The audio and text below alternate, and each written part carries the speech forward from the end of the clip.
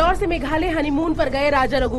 दोस्तों, ये video social media पर बहुत ही ज़्यादा तेजी से वायरल हो रहा है। लड़की का नाम होता है सोनम रघुवंशी।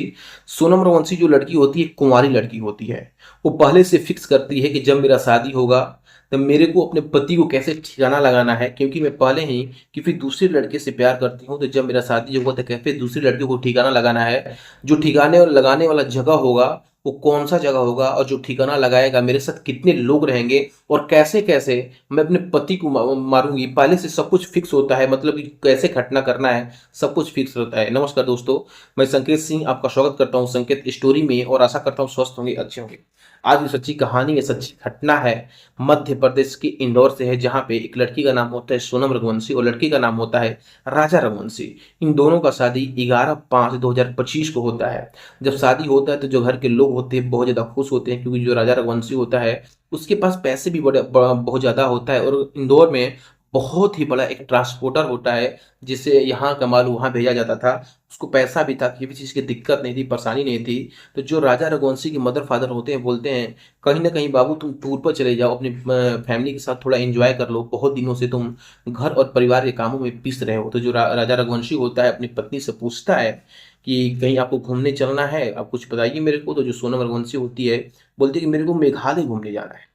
तो जो सोनम रघुवंशी के मुंह से जैसे ही ये बात सुनता है, राजा रघुवंशी नजदीकी जाता है, वहां पे टिकट कराता है, मतलब कि 1-2 दिन समय लगता है, जिसके बाद दोनों लोग, राजा रघुवंशी और सोनम रघुवंशी दोनों लोग मेघालय के लिए रवाना हो जाते हैं। उनके बैग में बहुत सी ऐसी चीजें खाने पीने को भी थी, और मेघालय जाकर दोनों लोग मोबाइल निकालते हैं। मोबाइल निकालने के बाद सेल्फी लेते हैं, और जो सोनम रघुवंशी होती है, मतलब पत्नी होती है, इंस्टाग्राम, व्हाट्सएप और फेसबुक पे वो फोटो शेयर करती है। वो लोगों को बताना चाहती है कि मैं अपने पति के साथ मेघालय घूमने आई हूँ, आप लोग भी देख लीजिए। मतलब उसका मकसद ही यही था, मतलब कि कुछ भी वहां पे दिक्कत नहीं था, दोनों लोग में बहुत अच्छा प्रेम था, संबंध, बस सब कुछ अच्छा चल रहा था। अचानक खबर मिलता है कि जो राजा रघुवंशी है उसकी मर्डर हो गई है, मतलब वो मर गया है।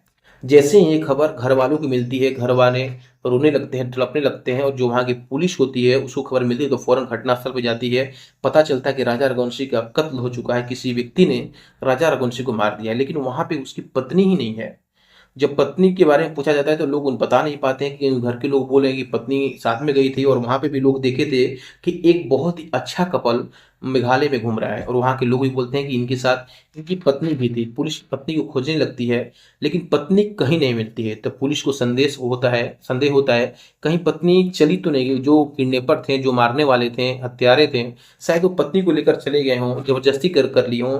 तो जैसे ये घटना सोशल मीडिया पर वायरल होता है तो लोग अपनी अपनी टिप्पणी दर्ज करने लगते हैं कि कहीं बांग्लादेश के आतंकवादी तो नहीं घुस गए हैं, कहीं बांग्लादेश के ऐसे लोग तो नहीं घुस गए हैं जो हमारे टूरिस्ट को परेशान कर रहे हैं। लेकिन पुलिस जो होती है इस गुत्थी को समझ नहीं पाती है और जांच करने में लग जाती है। और जैसे ही लड़की के घर पता करती तो पता चलता है कि जो लड़का है अपनी पत्नी के मन से, अपनी पत्नी से पूछकर मेघालय घूमने गया था।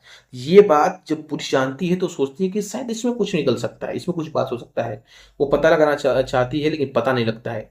तो पुलिस अब क्या करती है कि लड़की के घर पे जाती है और वहां के अगल बगल के लोग से बातचीत करती है, पूछती है। तो पता चलता है कि लड़की के किसी दूसरे लड़के से अफेयर था, और ये अफेयर बहुत दिनों से चला आ रहा था।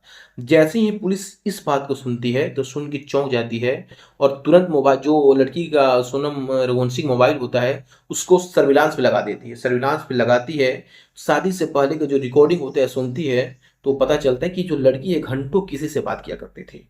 मतलब कि लड़की का रिकॉर्डिंग वायरल होने लगता है, पुलिस को मिल जाता है, और पता चलता है कि जो लड़की है बहुत बात किया करती थी। 1-2 घंटा नहीं बल्कि दिन भर लाइन पर रहा करती थी, रात भर लाइन पर रहा करती थी। उन दोनों का सोने का समय ही बस फिक्स होता था, जिसके बाद दोनों लोग आपस में बात शेयर किया करते थे। लड़के का भी पता लग जाता है, जिसके बाद पुलिस उस लड़की के घर भी जाती है, वहां पर भी पता लग जाता है। तो जो लड़का होता है वो भी गायब गायब रहता है। तो पुलिस अब समझ जाती है कि जब लड़की गायब है और लड़का गायब है, और जो इसका हस्बैंड है मर गया है, तो पुलिस समझ जाती है कि जो लड़की है इसी लड़के के साथ कहीं ना कहीं होगी, और पुलिस छानबीन करना स्टार्ट कर देती है। अचानक एक दिन खबर आता है उत्तर प्रदेश के गाजियाबाद से कि जो ये लड़की है अपने आप को आत्मसमर्पण कर रही है, और इसके साथ इसका, मतलब कि एक आशिक भी है और 2 ऐसे लोग और भी हैं। पुलिस फौरन, जो इंदौर की पुलिस होती है, एक्टिव हो जाती है और फिर से उनको इंदौर बुला लिया जाता है, शिफ्ट कर लिया जाता है इंदौर, और उनसे पूछताछ करते हैं लोग। पूछताछ में ऐसे बहुत सारे ऐसे खुलासे होते हैं, लेकिन जैसे ही उनको पता लगता है घर वालों को कि जो मेरे बेटा है राजा रघुवंशी की, उसकी ही पत्नी राजा रघुवंशी को मार देती है, तो सुन के घर वाले चौंक हो जाते हैं। ये घर वाले बहुत ही खुशी से शादी करते हैं। घर का जो लड़का होता है बहुत ही जिम्मेदार लड़का होता है और बहुत ही ज्यादा अपने माता पिता का रिस्पेक्ट करता है। मतलब कि बोला जाए तो बहुत बड़ा ट्रांसपोर्टर था, इंदौर में उसका नाम चलता था, लोग को बहुत ज़्यादा मदद करता है। घर वाले पूरी तरीके से टूट जाते हैं, रोने लगते हैं कि आखिर अब मेरा खर्चा कौन चलाएगा, अब मेरे को कौन देखेगा, एक मेरा बेटा था वो भी अब चला गया, अब मैं कैसे रह पाऊंगा। लोग कहीं ना कहीं सोचने पर मजबूर हो जाते हैं ये कैसे एक पत्नी अपने पति को मार देती है। जिसके बाद इंदौर पुलिस उन दोनों से पूछताछ करती है तो पता चलता है कि जो घटना होती है पहले से फिक्स होती है, बल्कि इसमें 3 लोग नहीं, एक लोग और ऐसे लोग हैं जो अभी कहीं और हैं, वो हत्थे नहीं चढ़े हैं।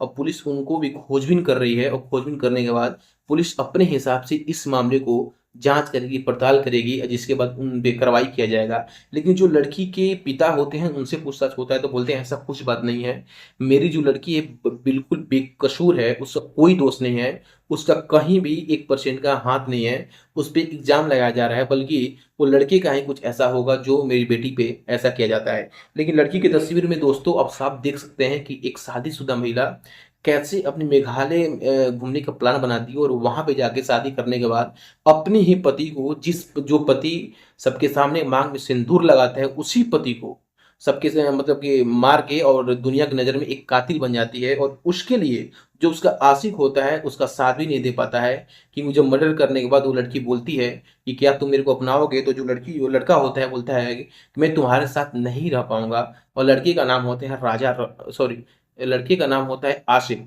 आशिक आशीष सॉरी, लड़की का नाम होता है आशीष। आशीष इस बात से कतराता है, बोलता है जिसके साथ तुमने शादी किया, जिसके साथ तुमने साथ फेरा लिया, जब तुम उसका नहीं हो सकती तो मेरा कैसे हो जाओगी, मैं इस बात को कैसे गारंटी मान लूँ कि तुम मेरा कैसे हो जाओगी। और जो राजा रघुवंशी के परिवार के लोग होते हैं वो एक्शन लेते हैं, बोलते हैं इसको फांसी होना चाहिए, इसको ही नहीं बल्कि इसके साथ जितने लोग थे, मतलब 4 लोग थे, चारों लोग को फांसी का मतलब मांग करती है। और बोलती है कि मेरे को मेरे बच्चे का इंसाफ चाहिए, घर का एक ही बच्चा था जो इन लोगों ने ही मार दिया, अब मैं किसके सामने माथा टेकूंगा।